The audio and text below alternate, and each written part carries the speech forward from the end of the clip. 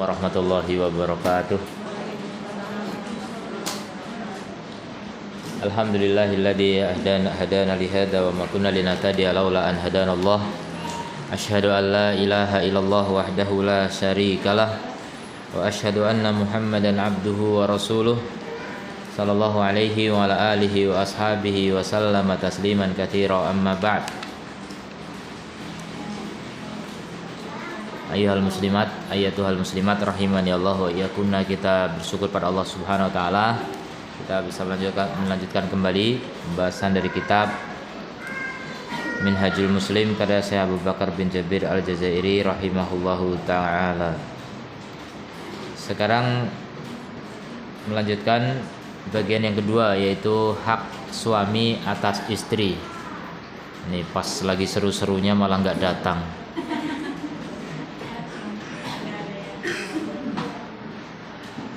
Ini ilmu penting ini buat para istri nih.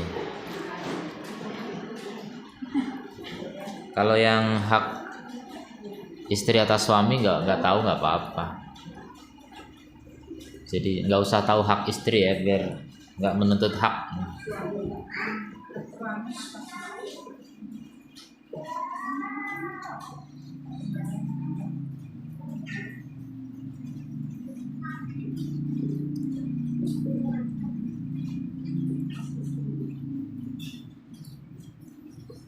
Apa yang nggak datang sengaja ya?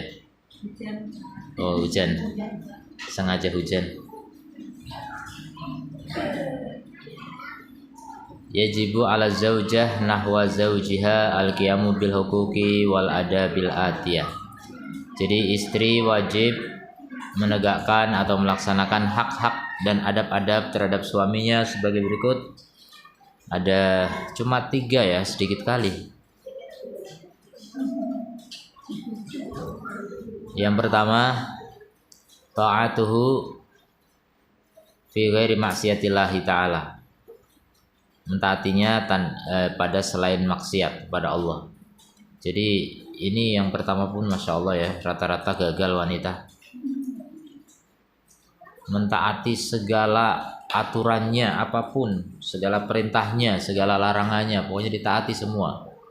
Selama tidak mengandung maksiat, walaupun kita hati kita nggak suka dan sebagainya, yang penting bukan maksiat.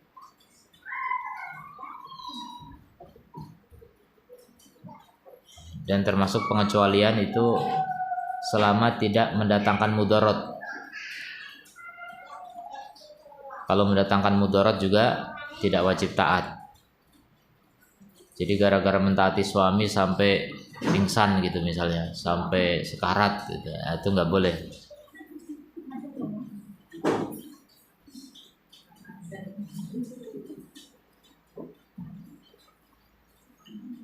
Dalam surat An-Nisa ayat 34 kata Allah Ta'ala, fa in ata'nakum fala tabghu 'alaihinna sabila.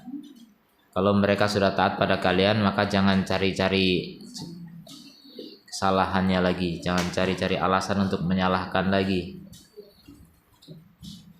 Jadi yang penting udah taat gitu. Kalau masih belum taat boleh cari-cari kesalahan, bukan cari kesalahan, mengungkapkan kesalahannya gitu. Kalau udah taat udah. Berarti memang taat itulah tujuan, target dari sebuah pernikahan ya. Kasih tahu kepada semua wanita yang belum menikah atau yang sudah menikah tapi terlanjur belum tahu, ya pokoknya kasih tahu semua. Menikah itu tujuannya adalah taat. Wanita itu tujuan menikah itu apa? Taat pada suami. Kamu nikah mau apa sih? Mau taat sama suami gitu. Itu yang terpenting. Itu hak pertama kali. Jadi jangan berpikir yang lain-lain. Mau bahagia, itu ntar belakangan. Kalau kamu taat bahagia insya Allah.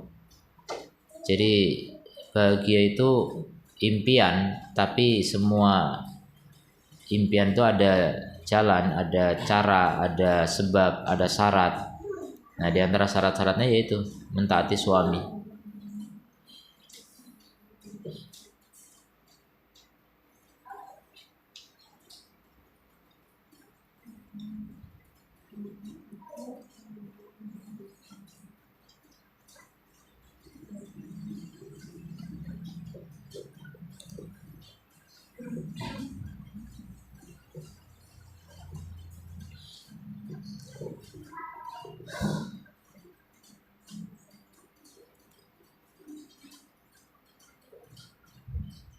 idza da'a ar-rajulu imra'atahu ila firashihi.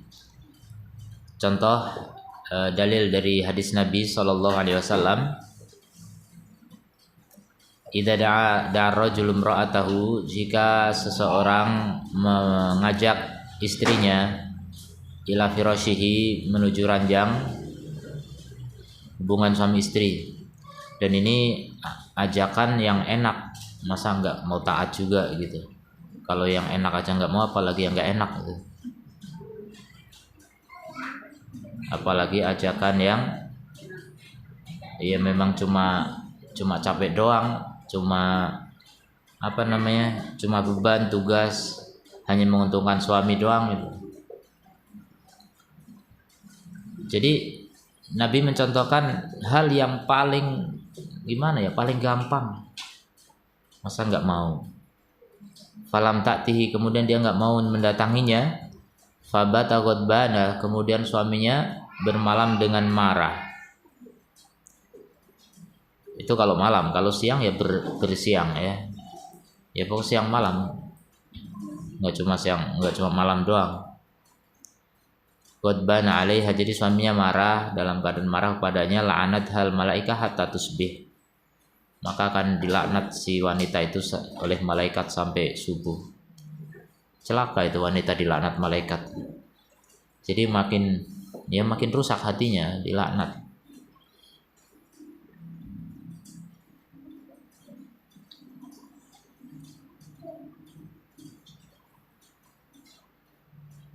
Kemudian dalam hadis yang lain Nabi SAW mengatakan, lau kuntu amiran ahadan an yasjuda li ahadin, kalau aku memerintahkan seorang untuk sujud kepada seseorang, lamartul mar'ah an tasjuda li zawjiha, niscaya aku perintahkan wanita untuk sujud kepada suaminya. Jadi sujud itu bentuk ketaatan paling tinggi gitu. Ketaatan yang ketundukan yang luar biasa.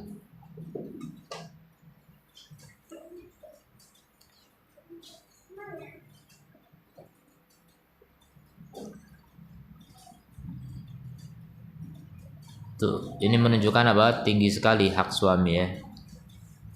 Kalau raja dibanding hubungan raja dengan budak itu masih tinggi suami dengan istri. Jadi suami itu lebih tinggi dari raja, istri lebih rendah daripada budak gitu. Seakan-akan kan Rasul nyuruhnya sujud itu. Enggak mengatakan niscaya aku perintahkan rakyat sujud pada rajanya, enggak. Jadi istri sujud pada suami, dan enggak nyuruh juga anak sujud pada ibunya, enggak juga. Ini luar biasa nih. Betapa istimewanya hak suami ya. Bersyukur saya jadi suami. Alhamdulillah.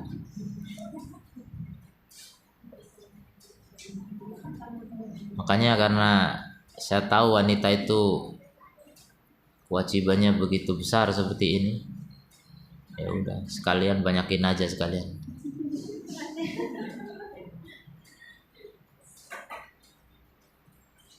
Luar biasa nih kalau wanita semua praktek ini luar biasa, masya Allah. Gimana kiranya kalau betul wanita itu setunduk itu kepada suaminya, maka nggak ada wanita berani melarang suaminya poligami. Nggak ada. Setunduk itu gitu loh. Ini udah nggak berkutik lagi, sujud gitu kalau boleh sujud. Tapi karena sujud itu hanya hak Allah, ya udah, ya di bawah itu dikit lah gitu. Taat maksimal. Tidak ada pembangkangan sama sekali, tidak ada bantahan sama sekali. Jadi kalau suami menyuruh, tidak ada kata tapi, tidak ada kata nanti, sebentar juga enggak. Tidak ada kata kata aja enggak ada. Tidak ada, pokoknya enggak ada sanggahan sama sekali, langsung sami'na wa ta'na gitu.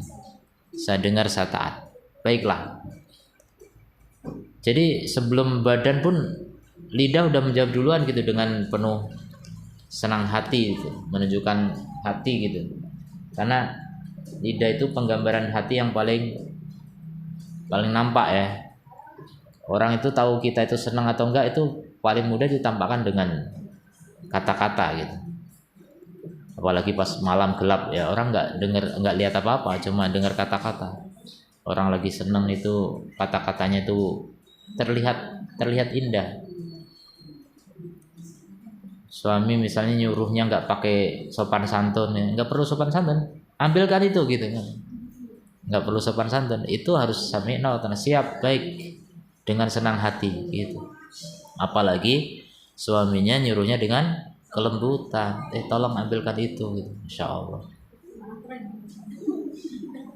udah digituin, kadang sabutannya iya sebentar ini nggak bagus, siap tapi karena kita lagi diberesin dulu punya kita, baru. Jadi apa ya, bagi siapapun yang menyuruh itu maunya itu kita itu kayak punya tongkat komando, enggak cuma tongkat komando ya, remote gitu kan, cet langsung jalan gitu.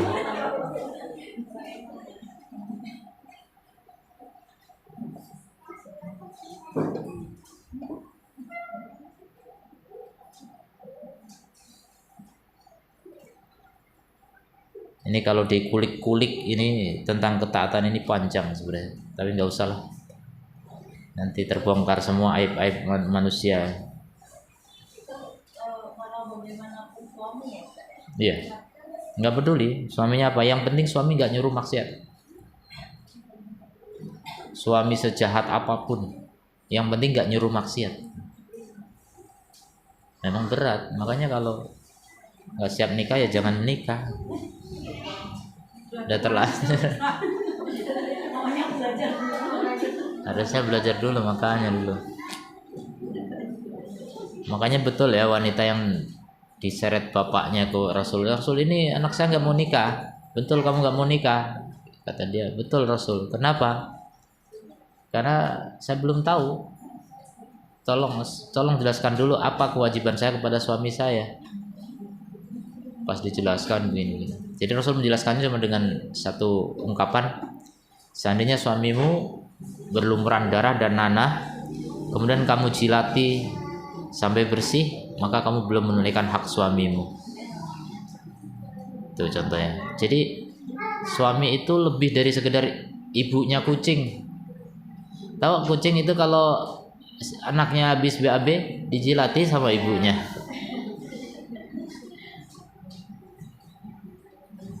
Ini darah dan nanah dijilati, dan itu belum menunaikan hak suami. Hak suami lebih besar lagi dari itu. Dan Rasul pun nggak bisa menggambarkan hak suami kayak apa, cuma bilang itu belum menunaikan hak suami gitu, masih lebih besar. Tapi besarnya seberapa Nabi nggak menggambarkan, biar kita itu memang menganggap itu besar gitu. Karena kalau udah Nabi mengatakan hak suami itu begini titik, itu udah mentok gitu kan. Kalau Nabi cuma bilang belum menunaikan hak suaminya, nah ini belumnya itu sampai kapan, sampai berapa, itu kan nggak tahu. Tinggi sekali, besar sekali, luar biasa. Maka wanita cerdas itu yang diseret oleh bapaknya itu, ketika mendengar kata-kata itu dia pun bersumpah, wallahi demi Allah, aku tidak mau menikah selama-lamanya.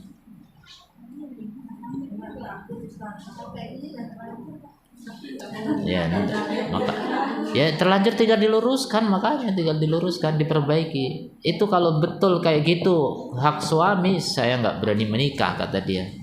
Dan Rasul pun nggak, ya jangan gitu, nggak gitu. Rasul bahkan bilang, ayuhan nas, wahai manusia, jangan paksa anak-anak kalian untuk menikah. Jangan paksa perempuan-perempuan kalian untuk menikah. Sudah, kalau nggak mau nikah ya udah, asal niatnya betul ya. Niatnya karena takut nggak bisa menunaikan hak suami, dan dia hidup sebagai jomblo juga bisa menjaga diri, jangan menjadi wanita murahan.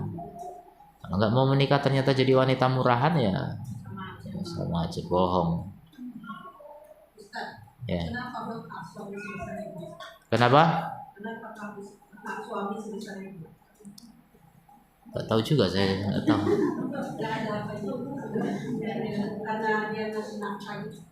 Di antaranya, jadi gini, ar-rijalu qawwamuna 'ala nisa, laki-laki itu pelindung, lebih pas pelindung, qawwam itu pelindung ya, pelindung atas wanita. Jadi memang Karena laki-laki itu melindungi wanita, makanya kita dilindungi oleh suami, harus taat sama suami.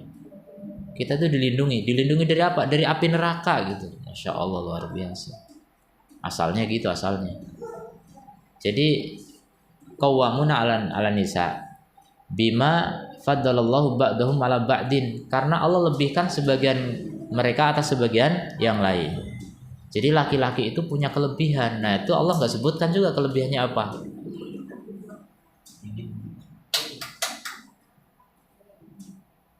Allah nggak sebutkan kelebihannya apa, tapi yang jelas secara kenyataan kita bisa menyaksikan ya, laki-laki lebih tampan ya kan, laki-laki lebih jantan, laki-laki lebih gentle, laki-laki lebih kuat, laki-laki lebih percaya diri, laki-laki lebih lebih berakal ya kan. Nah, itu disebutkan dalam hadis, wanita itu separuhnya laki-laki dalam agama dan akal. Agama dan akalnya wanita itu setengahnya laki-laki rata-rata ya. Makanya yang layak jadi pemimpin yang punya kelebihan. Kemudian laki-laki itu lebih sabar. Coba bandingkan kalau contoh ya, seandainya perceraian di tangan dua belah pihak, artinya wanita boleh menceraikan suami, niscaya perceraian lebih banyak terjadi di dunia ini. Siapa yang lebih banyak minta cerai, suami atau istri? Istri paling banyak, karena istri kurang sabar gitu. Jangan dikira ya karena suaminya yang kurang ajar, enggak juga. Banyak kok wanita kurang ajar gitu, tapi suaminya bisa sabar gitu. Itu suami itu lebih berpikir, lebih berakal. Itu kelebihan. Kemudian wa bima anfaqu, yang kedua karena mereka menafkahi. Nah, karena menafkahi. Makanya saya tadi pagi pun kajian subuh saya sampaikan ke bapak-bapak. Wanita yang tidak punya penghasilan itu lebih disayang oleh suaminya daripada yang punya penghasilan sendiri. Relatif begitu. Kenapa? Ya udah, kalau nggak punya ya sudah, cuma semua dari suaminya, udah titik. Sedangkan yang punya udah punya istri saya, nggak dikasih kadang, kok nggak kasih, kan kamu punya sendiri gitu. Terus habis itu malah minta suaminya. Jadi nggak maksimal. Iya, nggak boleh aslinya, tapi begitu kejadian nyata gitu. Bahkan ada suami yang ngeritik istrinya kadang, wah Umi ini kayaknya kurang sedekah. Padahal selama ini yang biayai anaknya itu istrinya semua, biayai sekolah, dibilangnya kurang sedekah. Itu sedekah ke suaminya banyak. Kadang-kadang begitu ya, kurang sadar. Makanya kalau ingin menjadi wanita yang sangat disayang suami, nggak usah nyari nafkah, nggak usah nyari, kecuali suaminya yang minta, ada masalah. Tapi asalnya kalau suami mampu, suami ada, udahlah nggak usah lebih-lebih. Pokoknya apa yang diberi suami itu qanaah gitu, puas dengan itu. Nggak banyak menuntut, nggak banyak meminta. Itu ciri wanita taat tuh seperti itu. Wanita taat itu mikirnya surga terus gitu. Surga saja, pikiran surga. Kenapa sih kok bisa taat kamu? Ya saya pengen surga, apalagi gitu. Kalau saya pengen cinta suami, itu fana ya, itu fana dan sementara saja. Tapi saya ingin surga. Makanya kadang-kadang, kamu kok bisa sabar ya di madu gitu. Ya kenapa nggak sabar? Saya itu bukan bersaing dengan madu saya bersaing dengan ego saya ingin meraih ridho Allah kan gitu. Ya inilah kesempatan saya untuk berjihad, bagaimana melawan hawa nafsu. Ya begitu. Kalau orang itu memang imannya kuat tuh mudah taat ya. Kalau imannya kuat itu taat itu mudah. Tapi kalau imannya memble ya taat susah. Baru dikasih pelajaran tentang taat aja udah banyak mengeluh. Di sini udah gini. Udah banyak ngeluh. Ya kalau menyesali yang udah lalu alhamdulillah, tapi yang ke depan tekad kuat, saya harus bisa gitu. Makanya nanti pulang-pulang suami kaget, ini istriku kesambet di mana gitu. kok kok lain dari yang lain gitu.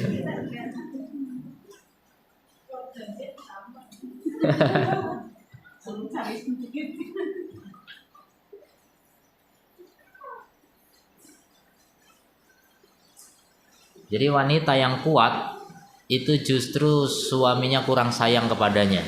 Ini ketahuilah ya. Saya suami, saya tahu gitu. Suami itu lebih sayang kepada istri yang lemah. Istri yang betul-betul feminim betul-betul wanita gitu.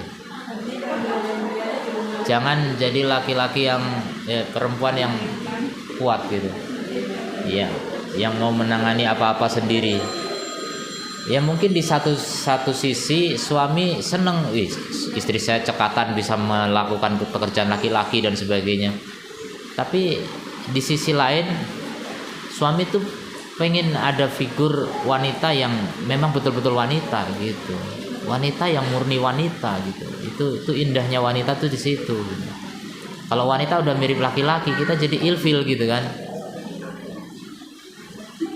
Kayak ibu-ibu kalau lihat laki-laki banci gitu kan ilfil gitu kan. Gitu sama. Laki-laki lihat perempuan tombe ya kayak ilfil gitu.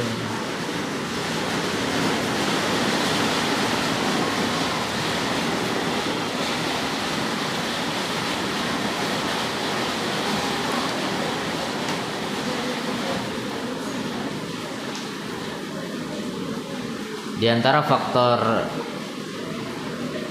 kenapa wanita jangan terlalu kuat ya di hadapan laki-laki, biasanya kan kodrat wanita itu kan lemah. Ketika dia menampakkan kekuatan di hadapan laki-laki, nanti tiba gilirannya ada masalah, dia akan mengungkit. Wanita itu suka begitu. Saya itu udah berjuang, saya udah membantu kamu, saya udah begini. Berarti selama ini kamu berbuat itu bukan karena Allah, ketahuan. Kalau kita berbuat sesuatu karena Allah, membantu suami karena Allah, bukan karena suami, itu baru ikhlas. Dan itu sulit. Makanya mendingan mengalah sajalah, qanaah, tenang, jalankan tugasnya sebagai wanita apa adanya. Kok suamiku nggak begini, nggak begitu, ya sudah, itu tugas suami. Kamu sebagai istri jalankan tugasmu sebagai istri, gitu.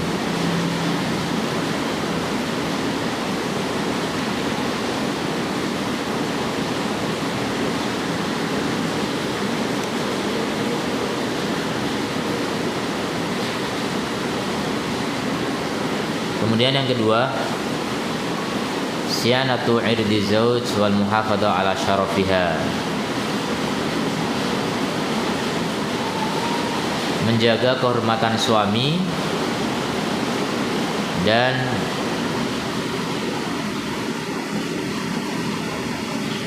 menjaga kemuliaannya.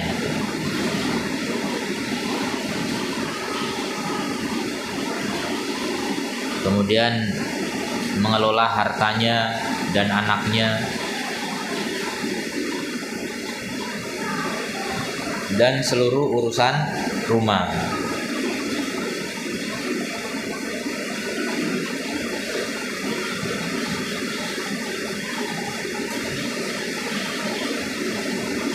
Dan seluruh urusan rumah. Jadi urusan rumah ini biasanya masyarakat sudah punya aturan sendiri ya, aturan yang tidak tertulis. Sudah, jalankan sebagaimana wanita umumnya di rumah itu apa pekerjaannya. Mungkin di lain tempat lain cara ya, lain tugas. Sebagian tempat mungkin wanita tidak disuruh masak mungkin. Tapi kalau di tempat kita wanita tugasnya masak, ya masak. Kalau dalam Islam memang aturannya suami memberi nafkah. Nafkah itu maksudnya makan, minum, tempat tinggal, pakaian, tempat tinggal. Itu nafkah wajib 3 itu ya. Nafkah lahir. Nah, makanan yang dimaksud adalah makanan yang langsung bisa dimakan gitu. Tapi ketika di masyarakat adatnya wanita yang menyiapkan makanan, ya tidak masalah. Bahannya dari suami, modal dari suami, wanitalah yang mengelola itu. Maka itulah tugasnya.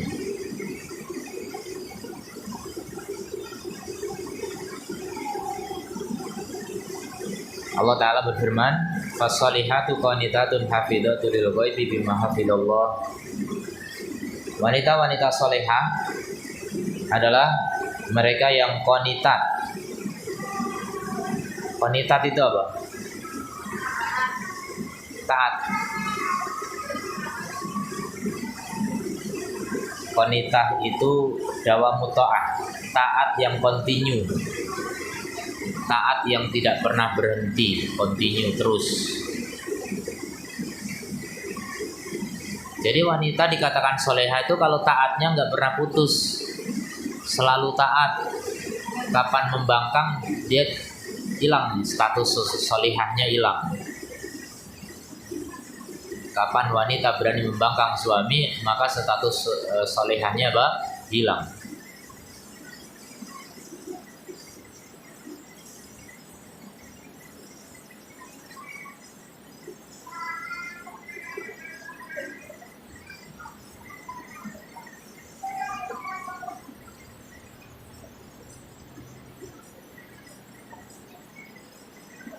Kemudian selain qanita, hafidhatun lil ghaib, menjaga ketika suaminya tidak di tempat, tidak di rumah. Bima hafidallah, karena Allah telah menjaga dengan apa yang Allah telah menjaganya. Jadi menjaga amanah, menjaga harta suami, menjaga kehormatan suami, semua dijaga. Jangan suami pergi nyari nafkah, istri malah ke tetangga gunjing suaminya. Nah, ini tidak menjaga kehormatan suami namanya.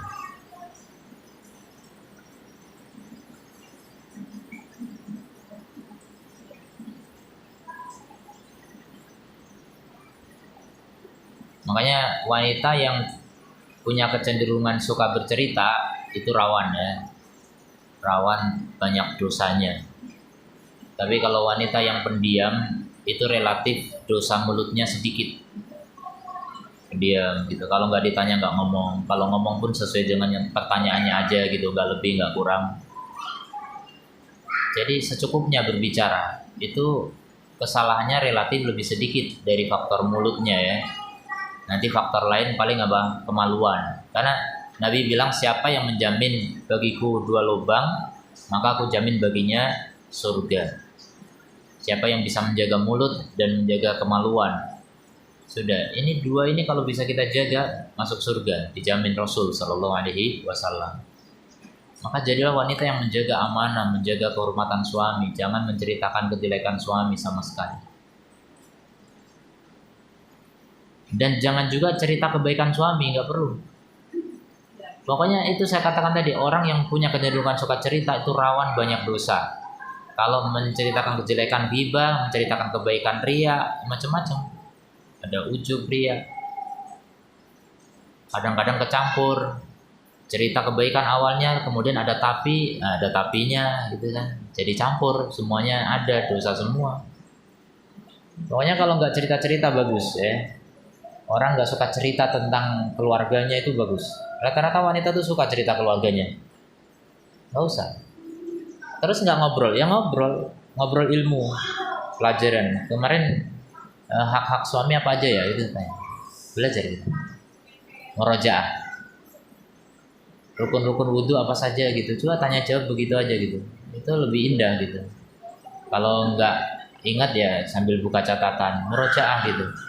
Kan jarang-jarang ya sesama ibu-ibu bertamu saling bawa buku pelajaran gitu kan, murojaah bareng. Jarang atau nggak pernah? Nggak pernah. Coba kalau itu ada gitu, masya Allah indah sekali. Jadi nggak ghibah. Majelis perempuan tuh banyak ghibahnya ya. Banyak ngerumpi tetangga, bukan cuma tetangga, ngerumpi suami, ngerumpi keluarga, ngerumpi keluarga sendiri. Kerabatnya di mana di kampung aja diceritakan ya, macam-macam, masya Allah.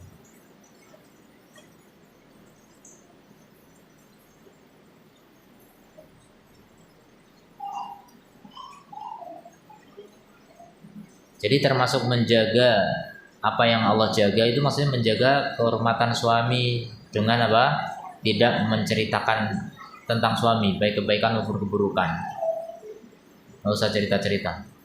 Karena apa? Kalau cerita ke tetangga tentang baiknya suami, nanti tetangganya iri. Kan bagus. Kok suami saya nggak gitu ya, gitu tetangganya kan. Apalagi kalau ceritanya sengaja biar tetangganya iri ya, panas, ini lebih bahaya lagi. Jadi itu jelek ya. Cerita itu jelek semua. Itu coba sadari saja, semua orang cerita itu pasti ada udang di balik tepung, itu pasti ada itu. Ada sesuatu, orang cerita pasti ada niat. Kadang niat itu nggak kepikir tapi otomatis ada gitu. Makanya kalau orang menahan mulut itu lebih mikir gitu. Saya kalau mau ngomong apa niat saya gitu, dipikir gitu. Maksudnya apa, tujuan saya apa gitu, dipikir. Kadang-kadang orang nggak mau mikir, jadinya ya cerita-cerita aja, apalagi udah kebiasaan gitu kan. Kalau suatu kebiasaan tuh udah nggak terkendali lagi, otomatis kapan ketemu orang cerita, ketemu orang cerita, ketemu orang cerita. Itu saya dulu waktu kecil ya biasa apa ya, hidup membaur di masyarakat di kampung, memang kerasa ya, orang-orang yang kalau ngumpul mama tuh cerita apa, ngerumpi apa gitu, saya ngikut ngerti gitu waktu kecil. Makanya saya sampai tegur ibu saya waktu saya SD itu, ibu kenapa kok nggak gaul gitu, nggak serawung kalau bahasa Jawa, kok nggak gaul sama tetangga, itu tetangga pada ngumpul-ngumpul. Jawaban ibu saya apa? Daripada cuma ngerasani gitu, cuma menggunjing orang, mendingan di rumah. Dan memang betul itu, saya paham betul, memang iya, ibu-ibu asal ngumpul pasti gunjing gitu. Maka ibu saya kurang gaul karena memang ya khawatir itu, kata beliau, nggak mau menghibah orang, itu otomatis. Nah kemarin belakangan juga begitu, saya bertamu ke rumah seseorang, tiba-tiba tetangganya ngasih sayur gitu, sayuran matang itu. Kemudian udah mau pamit, nggak pamit juga, cerita banyak cerita. Mau pamit nggak jadi pamit, cerita lagi, masih banyak ceritanya. Saya itu nunggu di situ sampai ya Allah, orang kok bahannya ada aja gitu. Cerita semua diceritakan, keluarganya lah, inilah ini, sampai rumahnya apanya semua cerita. Ini niatnya mau ngasih sayuran atau mau cerita gitu kan, sampai bingung ya. Kepuasan wanita itu apa? Kepuasan wanita itu didengar ceritanya, ya enggak? Makanya diantara bentuk akhlak suami yang baik itu mau mendengarkan cerita istri. Makanya kalau istri nggak ditampung ceritanya, nanti ceritanya melebar kemana-mana ya. Ke tetangga lah, ke teman, mendingan ke suami saja lah. Banyak cerita ke suami. Tapi jangan gibah ya, jangan gibah. Jangan dikira gibah itu terlarang cuma dengan tetangga ya. Gibah dengan suami pun terlarang, nggak boleh. Cerita tentang orang siapa, suami gitu, nggak boleh. Jadi biarkan suamimu nggak tahu tentang kawan-kawanmu, sebagaimana biarkan istrimu nggak tahu tentang kawan-kawan suaminya. Biar masing-masing aja lah, nggak usah cerita-cerita.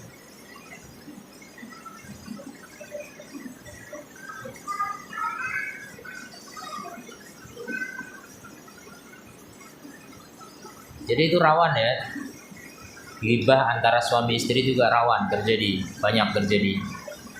Itu kalau komunikasi lancar banyak ghibah. Yang lagi ngambek ya, nggak ngobrol, itu nggak ada ghibah, cuma ya hatinya dongkol aja. Mana lebih dosa? Nggak tahu, Allah alam, dosa semua itu. Makanya biar hidup itu komunikasi lancar tapi nggak ghibah, ya udah komunikasi ilmiah gitu, bertanya jawab tentang ilmu, masya Allah.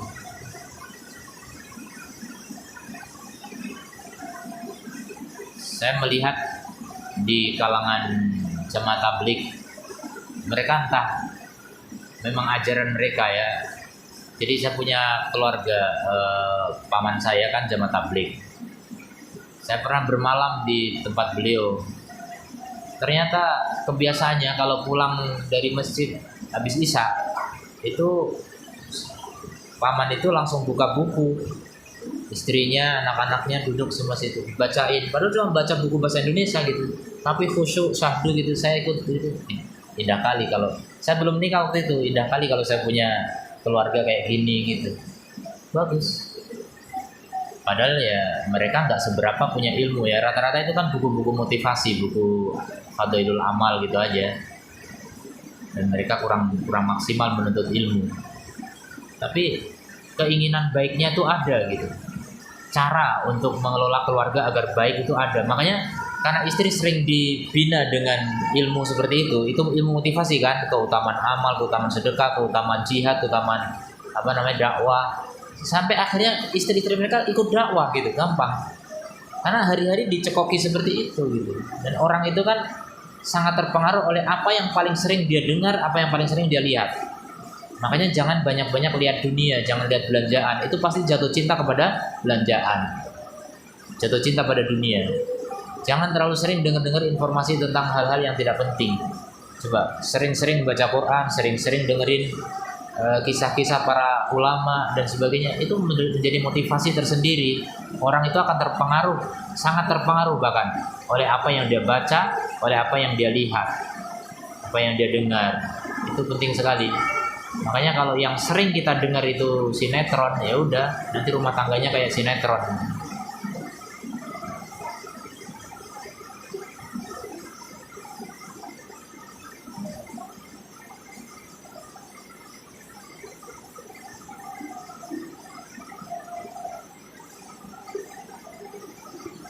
Dan ini sekedar cerita ya, saya cerita nih, mudah-mudahan jadi motivasi. Saya baru bilang nggak boleh banyak cerita, tapi saya mau cerita. Jadi sempet namanya rumah tangga poligami kan pasti ada masalah, pasti. Nggak poligami aja banyak masalah. Jadi ada cemburu lah, inilah. Ya paling besar masalah kami itu kecemburuan, paling besar. Ternyata gimana cara meredakan itu? Yaitu dengan kita bikin taklim. Saya kumpulin di rumah rutin tiap pagi dulu. Jadi kita ngaji sering ketemu, makan bareng, udah hilang. Nggak ada cemburu-cemburuan. Itu. Jadi asal kita menghidupkan taklim itu sakinah, mawaddah, warahmah terain. Karena orang yang di majelis ilmu itu apa? Kan turun sakinah, rahmah, tinggal mawaddah, ya kita mencintai sudah. Itu sakinah, mawaddah, warahmah itu diraih kalau kita bisa menghidupkan taklim di rumah, hidupkan suasana ilmu seperti itu. Walaupun cuma baca buku dibacakan kepada anak istri gitu, suami mau membacakan itu indah sekali, masya Allah. Nanti setelah itu kan ada diskusi, ada pertanyaan, ada ngobrol gitu, jadi indah. Anak bisa menanyakan, bisa mengusulkan, jadi semua udah dilatih untuk terbiasa memberi saran, memberi usulan, dan dilatih juga untuk bisa menerima usulan orang lain. Itu sejak kecil anak-anak kalau udah begitu kan, masya Allah, dewasa gitu sejak kecil, insya Allah. Ya seperti itu. Itu dulu ya, pernah saya punya waktu khusus pagi bisa belajar. Belakangan putus. Ya karena faktor macam-macam nggak jalan lagi, ya udah kehidupan kayak dulu lagi, panas-panas lagi gitu.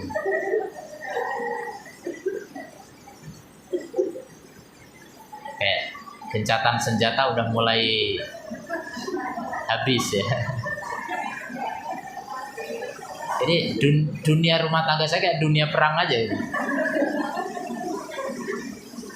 Ada gencatan senjata gitu kan.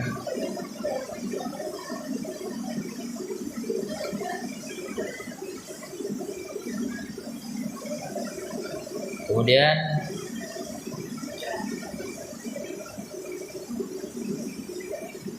Nabi SAW bersabda, wal mar'atu ra'iyatun ala baiti zawjiha wa waladihi.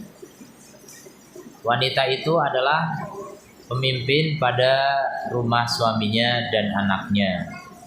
Jadi wanita akan ditanya tentang tanggung jawabnya tentang bagaimana mengurus harta suaminya, mengurus anak suaminya ya. Harta suami ya rumah itu harta suami. Pokoknya apa yang dimiliki suami itu harta suami. Kalau suaminya nyuruh istrinya nyuci mobil, ya nyuci mobil gitu. Tapi saya lihat rata-rata suami itu nggak tega nyuruh istri nyuci mobil kan. Tapi saya malah melihat, saya punya tetangga itu orang-orang Cina yang nyuci mobil istri-istrinya loh. Ada di mana? Ada ya. Saya mikir, kok ini suaminya yang tega atau istrinya yang baik hati, saya juga nggak tahu gitu. Istri yang baik hati ya? Hah? Siapa? Istri orang Cina. Ini orang Cina loh. Oh, gitu. Mereka lebih telaten daripada orang gak Cina. Secara umum nggak cuma orang itu. Oh, kira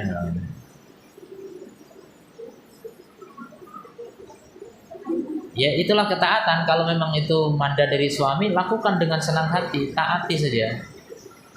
Nanti ketika udah nyoba nyuci mobil 1 kali, 2 kali, 3 kali masuk angin, sakit, nah nanti kan suami nggak tega gitu kan. Memang berarti bukan bidangnya di situ gitu. Tahu.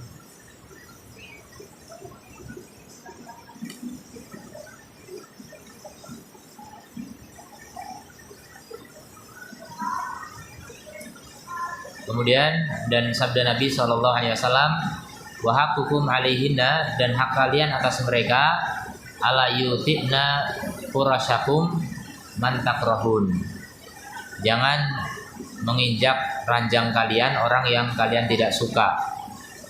Saya ungkapan ini masih belum paham nih apa maksudnya gitu. Kenapa ini keluar dari hadis Nabi seperti ini, saya masih belum paham. Ya, jadi kenapa kalau ada orang menginjak ranjang kita itu ngapain gitu?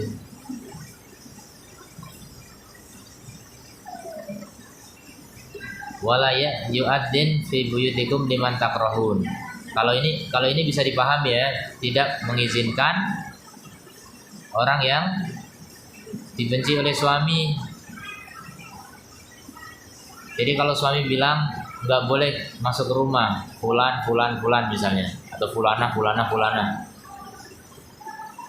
maka istri wajib taat karena itu rumah suami. Sudah, ketika kawannya datang bilang, afwan, terus terang saja, suami saya nggak membolehin saya nerima tamu gitu aja gitu, terus terang kalau ada seperti itu gitu. Tapi yang saya tahu gitu ya, keluarga di Indonesia seperti nggak ada aturan ini ya. Saya makanya nggak paham ini adat Arab itu seperti apa kok begitu kali gitu. Memang siapa yang mau datang ke ranjang gitu, siapa gitu, nggak paham.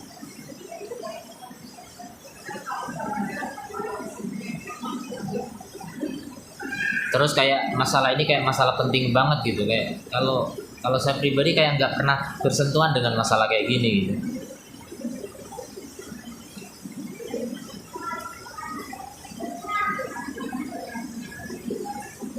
Kemudian yang ketiga, luzumu baiti zaujiha, menetapi rumah suaminya.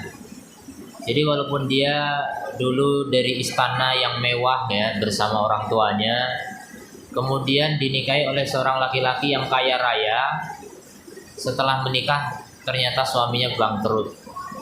Akhirnya jual rumah, jual, tinggal di rumah petak ngontrak. Harus betah. Ya sudah, Anda sebagai istri ya udah tinggal di situ dengan suami, walaupun dia anak gubernur, dia anak raja, itulah suamimu gitu. Nah makanya kalau yang ujiannya begitu berat, kalau kita ujiannya nggak sampai tingkat itu, ringan-ringan aja kan. Dulu dari keluarga miskin dinikahi dengan suami yang berada gitu kan, malah enak kali gitu. Tinggal di rumah ya udah nyaman gitu. Sudah dikasih kenyamanan rumah, tapi masih banyak wanita yang suka ngeloyor pergi ke layak entah kemana, kawan-kawannya lah. Nggak bagus. Wanita itu harus lebih banyak tinggal di rumah. Kalau harus keluar karena suatu hajat, wajib izin kepada suami. Kalau saking seringnya keluar, tiap izin suaminya sampai bosen diizinin, udahlah bebas kamu keluar aja gitu. Nah udah, kalau kasih kebebasan ya alhamdulillah, cuma jangan kemudian disalahgunakan. Jangan dikit-dikit keluar, enggak bagus. Apalagi punya masalah dengan suami keluar. Yang harusnya keluar tuh suami, bukan istri gitu. Kalau suami istri lagi masalah di rumah, suami yang pergi, jangan istri yang pergi. Istri tetap di rumah, gitu. Ali bin Abi Thalib dulu marah sama Fatimah. Datang Rasulullah kepada Fatimah, mana suamimu? Pergi. Tahu lagi ada masalah kan? Maka Rasul langsung cari ke mana? Ke masjid. Tuh, orang soleh itu perginya ke masjid, bukan ke kafe ya. Ke masjid. Kalau sekarang kemana? Entahlah macam-macam ya. Tempat hobinya di mana gitu. Jarang-jarang ke masjid. Masjid itu tempat paling nyaman yang pertama ya bagi laki-laki. Tempat paling nyaman pertama bagi laki-laki itu masjid. Yang kedua rumahnya. Kalau bagi wanita rumahnya, baru yang kedua masjid. Gitu. Itu seperti itu, tempat paling nyaman di dunia itu. Jangan sampai kita merasa lebih nyaman di kafe, lebih nyaman di mall, lebih nyaman di tempat hiburan. Enggak. Itu bukan tempat nyaman itu. Itu tempat setan ya. Jadikan rumahmu surgamu. Seperti Rasul, baiti jannati, rumahku surgaku. Jadi kalau di rumah serasa surga, yang nggak kepengen keluar gitu, betah sekali di rumah gitu. Betahin saja di rumah. Kalau ada wanita suntuk, kenapa bisa suntuk? Pasti itu karena cinta dunia. Kalau wanita itu cinta akhirat, dia sangat betah di rumah. Di rumah bisa berzikir, bisa sholat tahajud, bisa sholat duha, bisa bersih-bersih, ngurusin rumah segala macam. Nah nanti pas memang harus keluar ya keluar, tidak masalah. Jangan karena nggak ada kesibukan apa-apa terus keluar, nggak ada apa-apa keluar. Bukan begitu wanita soleha. Jadi nggak gampang keluar lah intinya ya.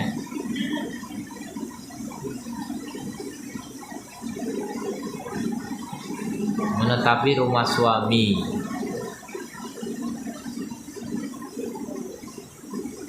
Fala takhruj minhu illa biidnihi wa ridahu. Jadi jangan keluar kecuali dengan izinnya dan ridhonya.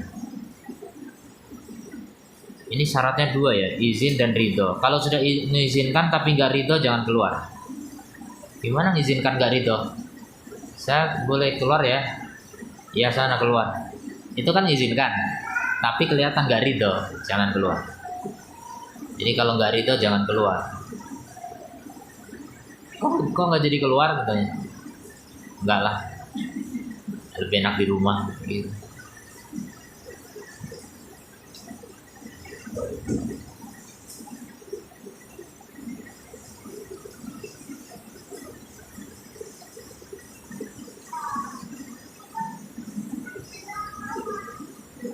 Wa ghaddu tarfiha, kemudian menundukkan pandangannya.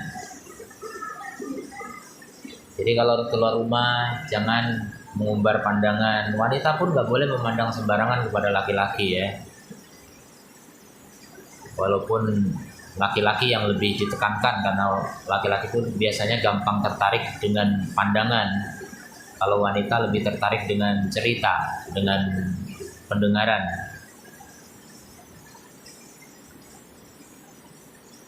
Kemudian wa khafdu sautiha, merendahkan suara. Jadi kalau ngobrol dengan sesama wanita jangan sampai kedengaran laki-laki yang jarak 5 meter atau lebih, bahkan kedengaran cekakak-cekiki, ketawa-ketawa, bahkan ngakak sampai kedengaran laki-laki. Itu enggak beradab ya. Jadi wanita itu kalau tertawa pelan saja, senyum, ini ketawa kecil, jangan sampai terbahak-bahak. Ngumpul wanita di satu rumah terbahak-bahak kedengaran tetangga situ, nah itu tidak baik ya, tidak baik. Wa kafu yadiha anisu, kemudian menahan tangannya dari keburukan, jangan sampai tangannya mengambil sesuatu yang haram. Ya, intinya semua keburukan dihindari. Walisaniha anin nutqi bil fuhsyi wal bada, kemudian jaga mulut, jangan sampai mengucapkan kata-kata yang jorok, yang keji, yang tidak tahu malu.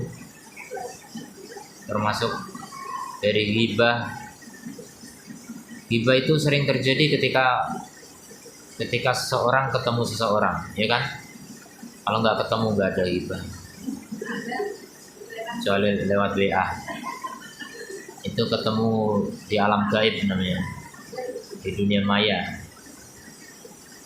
itu ketemu juga namanya. Jadi, kalau kita sendirian sama sekali nggak ada siapa-siapa, aman dari ghibah, nggak akan ghibah. Jadi secara umum wanita kenapa disuruh tinggal di rumah? Karena di rumah itu menjaga kehormatan dia. Kata Syekh bin Bas, wanita itu rumah itu hijabnya wanita. Jadi selain hijab pakaian, itu kenapa pakai hijab pakaian? Karena dia keluar rumah. Begitu di dalam rumah dia terhijab oleh rumahnya. Maka itulah yang paling aman. Jadi tempat yang paling aman bagi wanita itu rumah dia. Jadi jangan kemudian gampang keluar. Kalau keluar nanti akan terlihat oleh laki-laki pasti.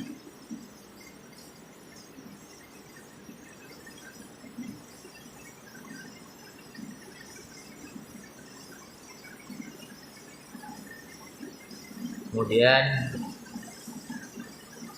wa muamalatu aqaribihi bil ihsan alladhi yu'amiluhu huwa bihi yu'amiluhum huwa bihi. Bermuamalah dengan kerabat suami dengan baik. Ini kok tiba-tiba hubungannya sama kerabat apa ini? Keluar rumah sama kerabat, keluar rumah ke rumah kerabat gitu maksudnya kali ya.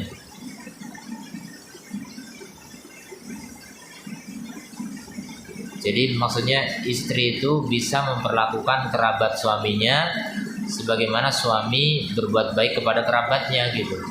Istri ikut mengimbangi gitu, menyamai.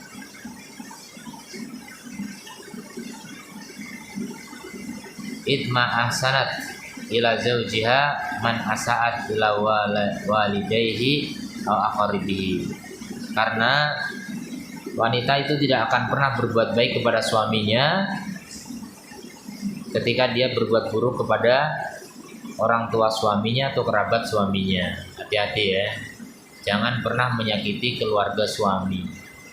Ini hubungan dengan ibu mertua kadang-kadang itu dijaga betul. Jadilah wanita soleha. Kalau seorang wanita sudah dipuji oleh ibu mertua, itu hebat, wanita hebat, insya Allah. Tapi kalau wanita nggak dipuji ibu mertua, itu wanita yang kurang hebat. Kalau yang dicela mertua, itu kurang ajar biasanya secara umum. Makanya berusaha untuk berbuat baik kepada kerabat suami. Bahkan kalaupun suami mungkin yang kurang peduli dengan keluarganya, istri berusaha mengingatkan suami. Mungkin lama suaminya nggak nelpon ibunya, istri ngingetin. Mungkin lama suami nggak ngirim hadiah buat keluarganya, istri yang ngingetin. Lama nggak berkunjung ke kerabatnya, istri ngingetin, ngajak, ayo ke sana.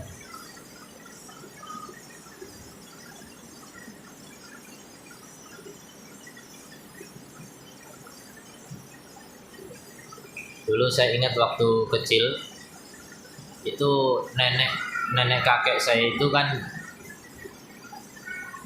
di kampung sebelah. Jadi kami, ibu bapak kami itu di satu kampung, kakek dari ibu bapak, kakek nenek dari ibu di kampung sebelah, satu kampung tapi agak jauh, kayak segitiga gitulah.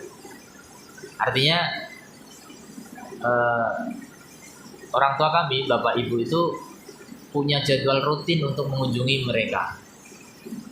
Karena ibu bapak kami kan guru kebetulan ya. Jadi kadang-kadang pas hari Ahad itu liburan, kunjung ke sana. Nanti Ahad yang depannya ke sana. Jadi nggak semuanya. Terus ada kebiasaan yang saya pelajari dulu. Kalau datang ke rumah orang tua bapak, itu yang disuruh bawa oleh-oleh ibu. Tapi ketika datang ke rumah orang tua ibu, nanti yang bawa bapak. Jadi hal-hal begitu pun masya Allah penting untuk diperhatikan. Orang tua itu peka sekali dengan hal-hal begitu gitu.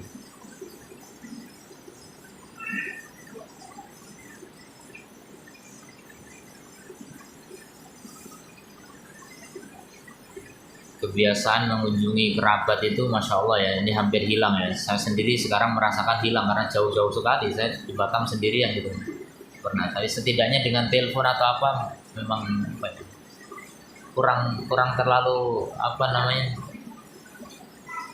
kurang sadar untuk harusnya lebih sadar lagi menghubungi keluarga itu harus sering kerabat kita,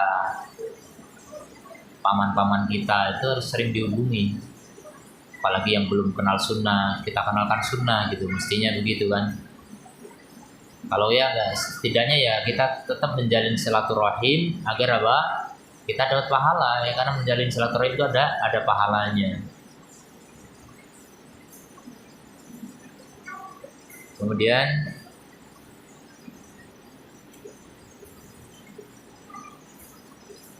wadhalika liqouli ta'ala, berdasarkan firman Allah Ta'ala, wa qarna fi buyutikunna, dan tetap tinggallah di rumah-rumah kalian, wala tabarrujna tabarrujal jahiliyatil ula, dan jangan bersolek seperti orang jahiliyah dulu. Itu ayatnya ya, jelas ya, tetap tinggal di rumah kalian. Dan kalau harus keluar jangan tabarruj. Tabarruj itu berdandan sehingga tampak dandanannya oleh laki-laki asing yang bukan suami, bukan kerabat.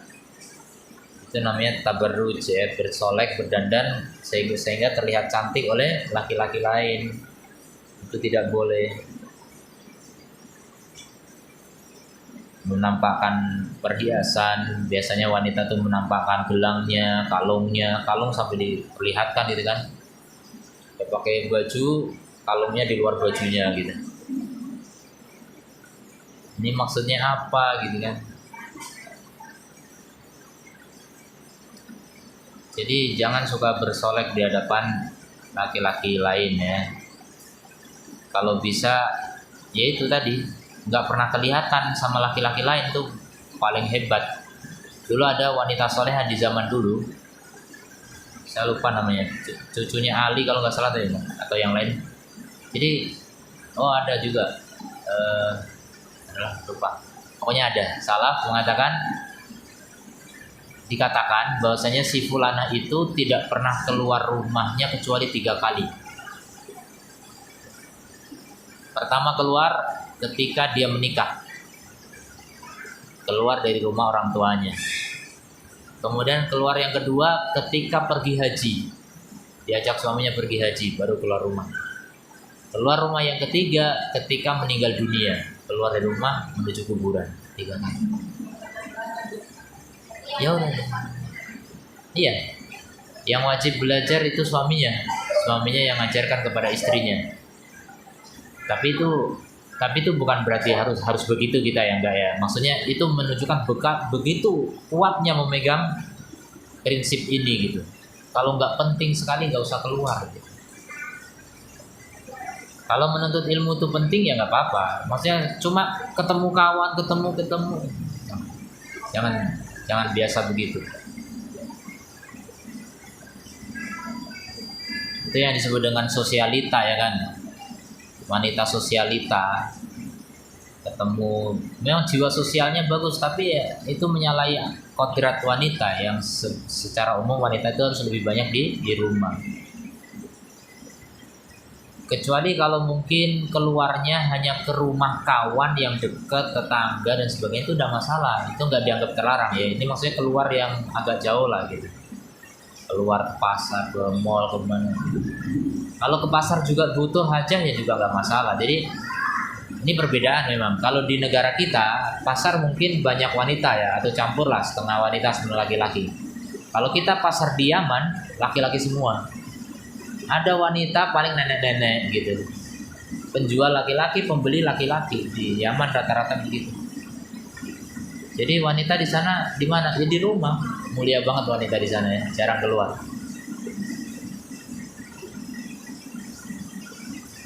Dan saya merasakan ya, ajaran Islam yang secara teori saya pelajari di kitab, itu saya lihat wujud nyatanya ya di Yaman. Begitu saya pulang ke Indonesia kayak hilang semua gitu. Teori-teori itu udah lenyap lagi gitu. Saya ngerasa hidup Islami banget itu di Yaman, betul, luar biasa. Islami banget. pertama datang ke Yaman, nggak pernah lihat wanita buka cadar di kota Son'a, padahal ibu kotanya. Itulah Rasul memang mengatakan iman itu Yaman, hikmah itu Yaman. Padahal negara Arab banyak, dan waktu itu Rasul berdakwahnya masih di Madinah, tapi udah mengatakan Yaman.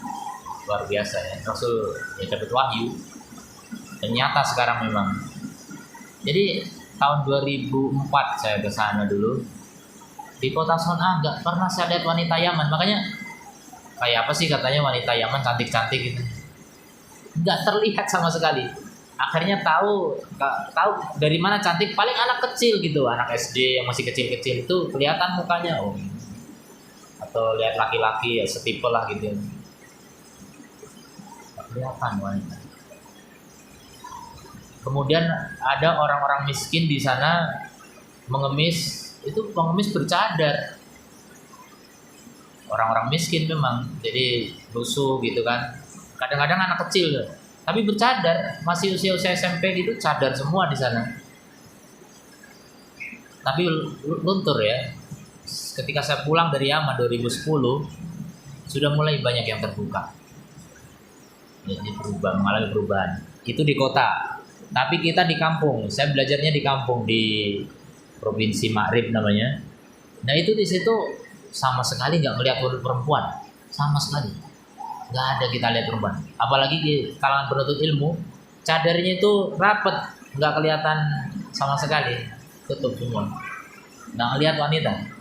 Kemudian penduduk sekitar itu kan orang-orang Badui. Orang Badui kan nggak terpelajar, tapi mereka masih menjaga syariat Islam. Ya walaupun mungkin bagi mereka udah bagian dari adat budaya gitu, tapi budaya mereka budaya Islam, dari Islam gitu. Mereka aib sekali membuka muka gitu, padahal Badui gitu, nggak terbuka. Cuma ada perbedaan sedikit, kalau Badui itu terbuka sini, itu Badui. Kalau orang Indonesia terbuka sampai jidat. Ini segini, itu Badui. Kalau yang pelajar betul tertutup semua.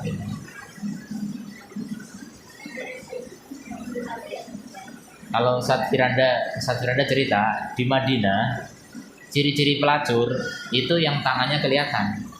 Itu pelacur di sana. Di sini pelacur semua jadi. Jadi kalau ada madang taksi kelihatan tangannya. Itu sopir taksi tahu nih pelacur nih.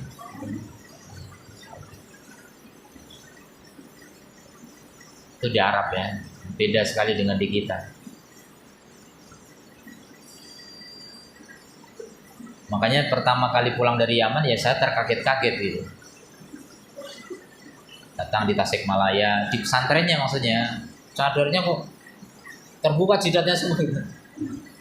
Ini cadar Indonesia gitu. Saya dulu waktu belum ke Yaman kayak nggak kepikiran, belum pernah nggak pernah perhatikan hal-hal begitu gitu. Begitu sampai pulang dari Yaman itu perubahan drastis gitu, beda sekali, masya Allah. Kemudian udah gitu banyak renda-rendanya. Di sana semua baju hitam, nggak ada warna lain. Hitam yang agak pudar itu pun nggak ada, hitam semua, hitam. Ya itu bukan berarti wajib hitam, cuma itu bagi mereka gitu. Menurut mereka kalau nggak hitam itu aib gitu. Luar biasa mereka menjaga sekali. Kalau nggak hitam itu aib. Padahal nggak ada kewajiban harus hitam, nggak ada. Ya itu udah jadi adat gitu, insya Allah. Adat mereka kencang sekali, pegang.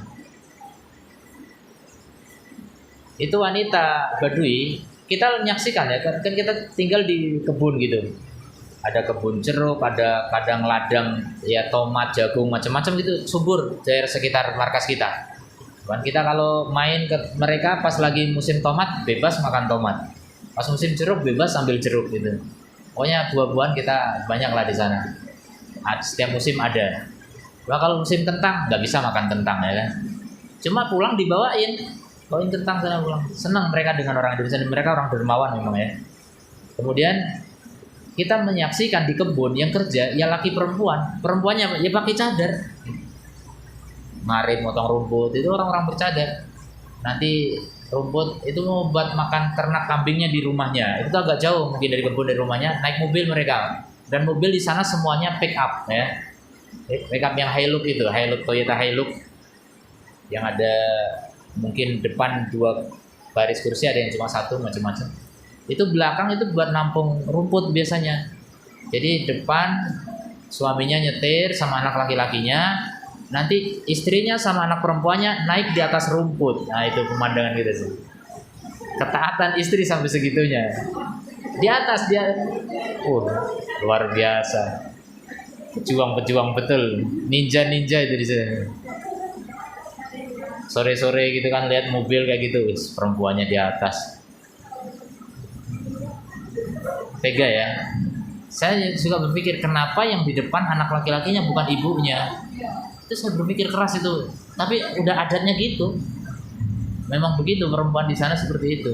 So, makanya mungkin aplikasi yang adab nomor 1 ini, wanita itu taatnya luar biasa ke suami. Mungkin saya juga saksikan di Yaman itu. Bahkan di Yaman ada sebagian suami itu malu berjalan bersebelahan dengan istri. Istri harus di belakangnya sampai segitunya. Betul. Ini saya dapat cerita langsung dari orang Yaman. Jadi orang Yaman yang Badui yang begitu. Jadi ini ada kawan kita pelajar kan dari kota rata-rata. Dari kota Aden. Dia cerita. Pokoknya ngobrol lah tentang budaya gitu. Dia bilang di sini di Yaman itu suami kalau jalan berduaan bareng gitu, itu aib. Nggak terhormat gitu. Sampai segitunya. Jadi yang terhormat gimana? Istri harus di belakangnya. Nah, kami kan heran. Kami udah lihat itu sebenarnya, udah lihat kejadian itu. Cuma ini yang cerita ini kok lain. Kok antum kok berani jalan berdua sama istri bahkan digandeng gitu kan? Kok antum nggak kayak orang Yaman gitu? Ya, kami kan berusaha mengamalkan Islam. Islam tuh nggak seperti itu juga gitu. Istri wajib taat ke suami, tapi nggak harus begitu juga gitu. Ya, itu kan adatnya udah masya Allah di Yaman. Kadang ya kelewat juga, ya berlebihan. Kemudian wala takhdha'na bil qauli, jangan melembutkan suara ya di hadapan laki-laki, fa'at ma'alladzi fi qalbihi marad, sehingga ada orang yang di hatinya ada penyakit ya, itu bisa tertarik. Nah, ini maksudnya siapa laki-laki di hatinya ada penyakit? Ya rata-rata suami ada gitu. Suami itu asal normal itu pasti bisa tertarik mendengar suara wanita yang merdu, mendayu-dayu, yang lemah gemulai, itu bikin tertarik ya. Makanya jangan bersuara lembut di hadapan laki-laki. Nah, saya lihat praktek ini dulu ketika kita santri ya di pesantren. Kadang kan ada satu keperluan mau ke rumah ustadz gitu, mau ketemu ustadz. Nanti assalamualaikum gitu. Yang jawab istrinya, waalaikumsalam. Serem kali istrinya gitu. Saya dulu heran gitu kan. Oh, ternyata memang Islam mengajarkan begitu, jangan lembut. Jadi wanita pun nggak boleh lembut kepada ini santri padahal masih anak-anak gitu, tapi ya begitu. Jaga.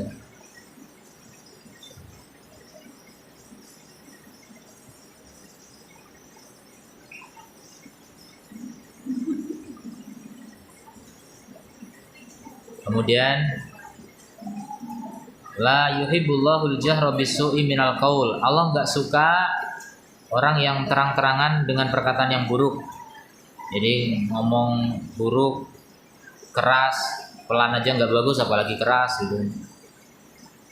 Kemudian katakan kepada orang-orang wanita beriman untuk menundukkan pandangan-pandangan mereka dan menjaga kemaluan mereka, dan tidak boleh menampakkan perhiasan mereka kecuali yang biasa nampak.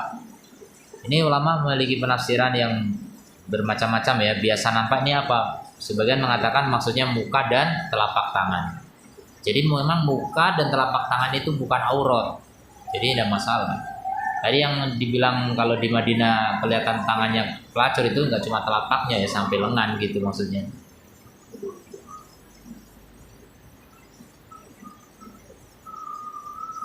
Tapi kalau di Arab memang di Yaman khususnya sarung tangan semua mereka di sana, masya Allah. Pokoknya menjaga sekali orang sana. Orang nggak ngaji pun ya, orang masyarakat awamnya begitu memang, masya Allah. Paling yang nggak pakai kaos tangan tuh udah nenek-nenek, baru udah nggak pakai kaos tangan. Mulai buka cadar juga udah nenek-nenek betul, udah di atas 60-an, 70-an gitu.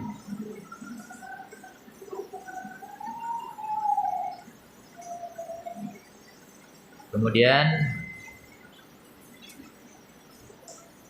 Dan sabda Nabi SAW, sebaik-baik wanita adalah yang apabila kamu melihat kepadanya menyenangkanmu. Jadi wanita yang kalau dilihat menyenangkan tuh gimana? Kalau dilihat suami selalu tersenyum. Wanita yang rajin senyum pada suaminya itu wanita soleha tuh. Sebaik-baik wanita bahkan. Jadi jangan sampai terlihat suami tidak senyum ya. Itu nggak bagus. Harus berusaha senyum walaupun banyak masalah, walaupun menyimpan rasa nggak suka sama suami dan sebagainya. Coba tetap tersenyum.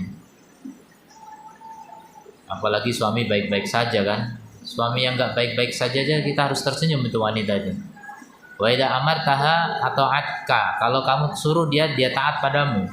Wa idza ghibta anha, dan kalau kamu tidak di sisinya, dia akan menjagamu pada dirinya dan hartamu.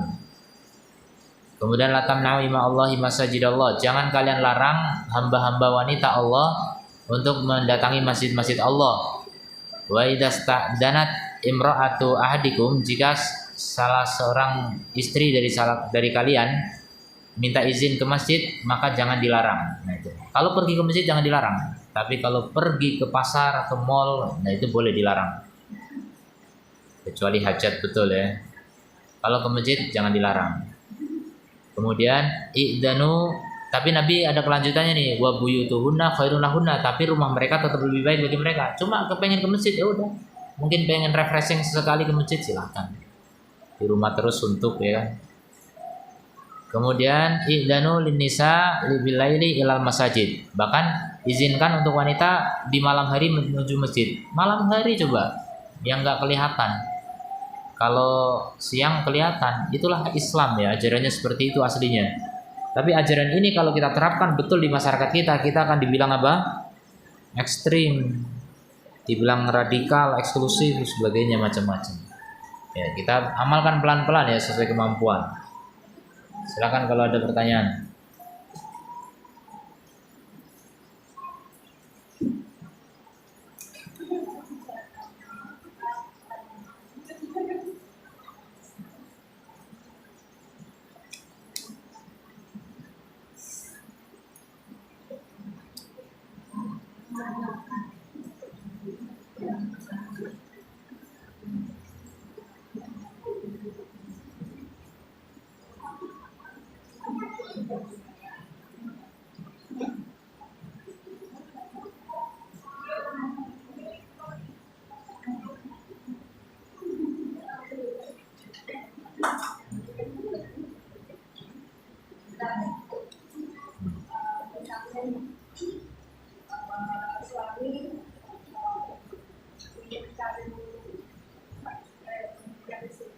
Minta apa?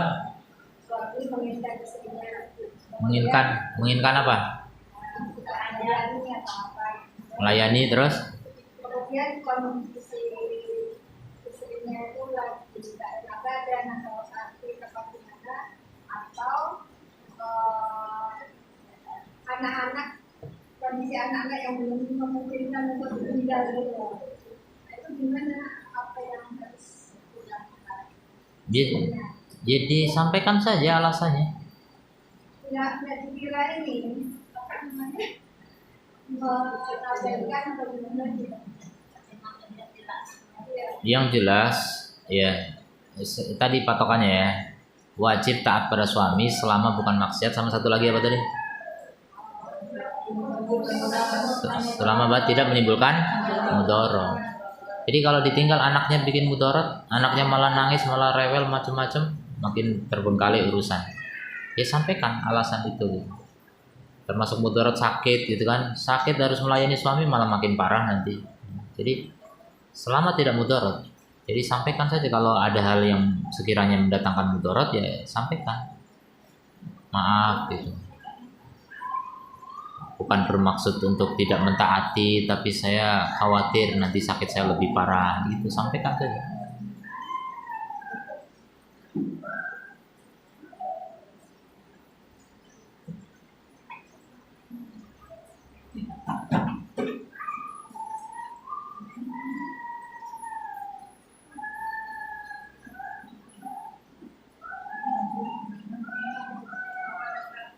Ya.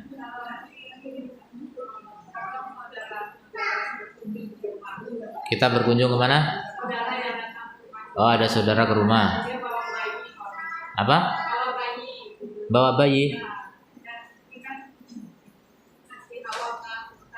Ya.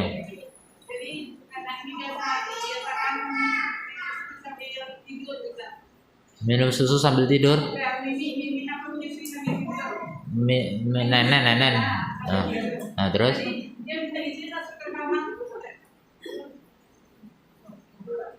Oh, maksudnya tadi dilarang menginjak ranjang.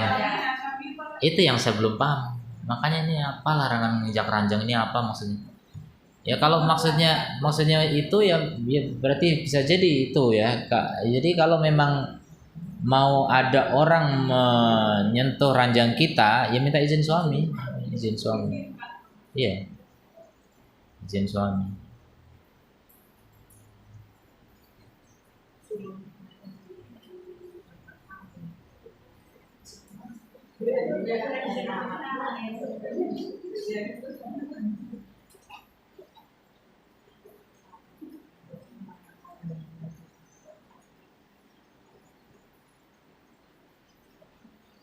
Masih ada? Ya.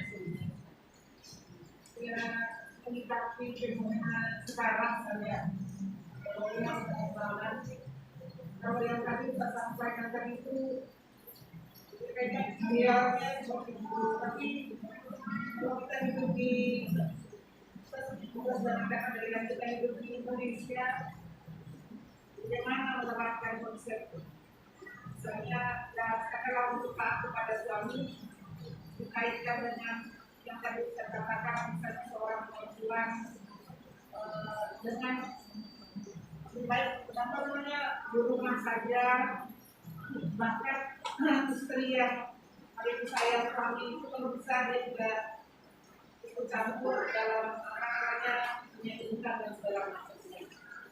Nah kita lihat dari pendidikan sekarang itu kan adalah anak-anak kalau dia ikutlah mendapatkan materi hukum itu saja terbuka pemikirannya untuk dunia luar, teknologi dan segala macam. Nah ini kita punya dilema di satu sisi dia dengan teknologi, dengan teman-temannya yang mungkin katakanlah punya apa ya, punya luar gitu. Nah ini bagaimana kita menyampaikan atau membuat mereka supaya ini loh yang lebih benar itu ini. Nah terus terang aja, kalau bukan karena sudah terlewati nanti cuci lagi itu gimana? Ya kalau arahnya ke cucu ya berarti dimulai dari anak juga. Kasih tahu anak, mendidik cucu yang benar sesuai aturan Islam gitu. Berarti anak harus dikasih tahu juga. Biar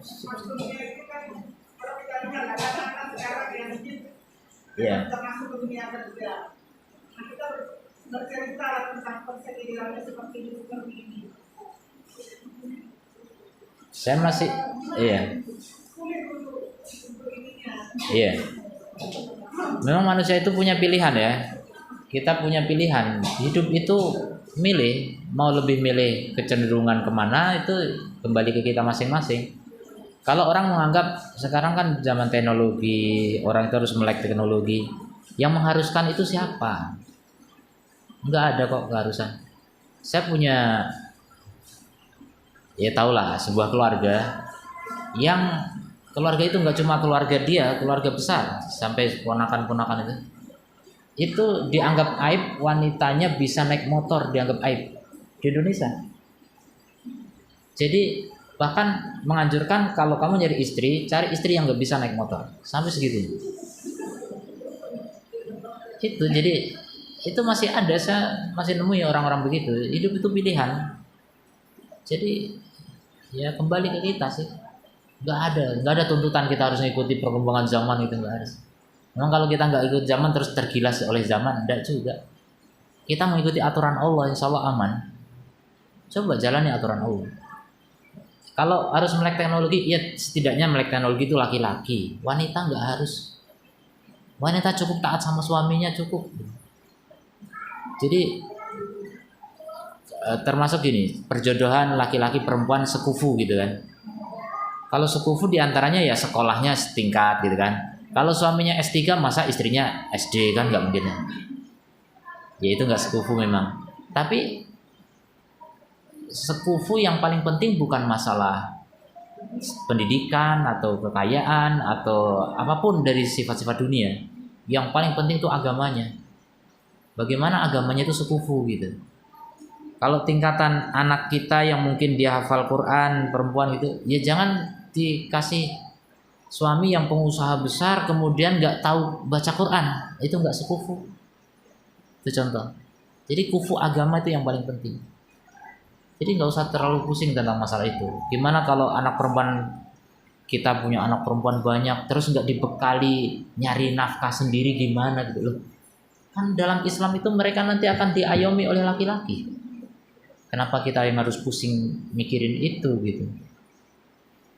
Ya itu kembali ke pilihan kita, keyakinan kita masing-masing. Kalau yakin silakan diamalkan, nggak yakin ya silakan cari yang lain gitu kan. Saya masih melihat kok keluarga yang seperti itu. Betul-betul keluarga besar lah pokoknya, masalah pendidikan perempuan udahlah pesantren aja biasa. Ternyata begitu mulai menginjak setelah usia ya sekolah juga SMA gitu, tapi nggak kuliah-kuliah gitu. Ada sebagian kuliah, tapi kuliahnya tetap di agama gitu. Nanti ternyata pas harus apa istilahnya waktu-waktu belum menikah tapi harus mungkin mentas gitu, ibaratnya orang tua nggak membiayai lagi, tetap bisa ya, mengajar di pesantren apalagi gitu. Ada, semua itu ada jalannya, ada jalan. Orang itu nggak harus semua melek teknologi, harus mengikuti perkembangan orang barat dan sebagainya. Ada kok, di kampung-kampung masih banyak orang yang biasa-biasa aja gitu. Masih hidup nyaman, aman, tentram, sejahtera, tanpa hiruk pikuk persaingan duniawi gitu. Nggak pusing dengan persaingan dunia mau jadi apa gitu. Ini kayak perkataan dulu Malik bin Dinar mengatakan, aku nggak peduli walaupun satu biji gandum harganya 1 dinar, aku nggak peduli dengan itu. Aku hanya peduli hidupku untuk beribadah kepada Allah. Sudah, asal aku beribadah kepada Allah, aku taat pada Allah, Allah pasti kasih rezeki gitu. Gitu.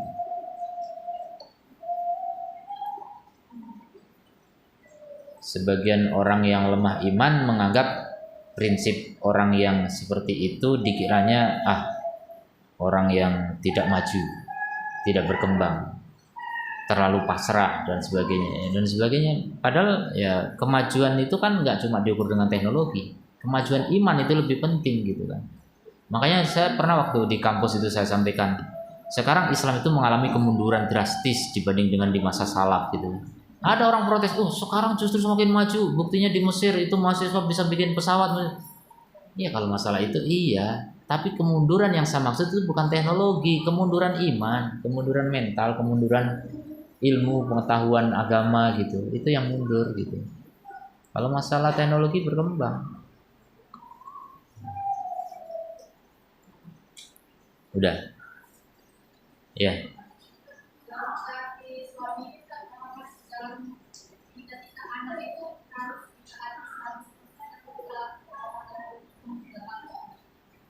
Kalau apa tadi pertama? Cita-cita anak. Suami. Suami punya cita-cita terhadap anaknya. Jadi beda. Beda pilihan antara suami istri. Makanya tergantung, kalau itu maksiat dia wajib nggak taat. Kalau itu bukan maksiat dia wajib taat. Ngasih ide, ngasih usulan enggak masalah, tapi ketika keputusan terakhir ya di tangan pemimpin. Pemimpinnya suami ya suami yang berhak memutuskan gitu. Kita hanya bisa mengusulkan, wanita mengusulkan aja. Jadi kalau masalah selera nggak selera, makanya itu tadi yang dikatakan ya, wanita itu nggak akan bisa taat pada suaminya kalau dia masih mengandalkan ego, nafsu dia. Jadi wanita itu betul-betul bisa mentaati suami ketika dia lebih memilih ridha Allah daripada nafsu. Gitu tadi. Jadi kalau belum ridho Allah yang nomor 1 belum bisa, belum bisa taat sama suami. Sudah cari ridho Allah sajalah. nanti anak saya nanti gimana gimana gimana, serahkan ke Allah gitu. Itu semua udah diatur oleh Allah Subhanahu wa taala. Kalau suami punya pilihan ya udah, toh semua orang itu mau milih jadi apapun semuanya bisa hidup kan? Semua punya rezeki kan? Sudah selesai. Justru yang kita pilih lebih bagus memang yang bagaimana menghasilkan rezeki dunia tapi rezeki akhirat jauh lebih besar, itu yang tentu idealnya begitu lebih bagus. Kita bisa mengusulkan ke suami, tapi suami nggak terima ya sudah, selesai kewajiban, sudah menyampaikan. Dah. Subhanakallahumma wa bihamdika asyhadu an la ilaha illa anta astaghfiruka wa atubu ilaik. Assalamualaikum warahmatullahi wabarakatuh.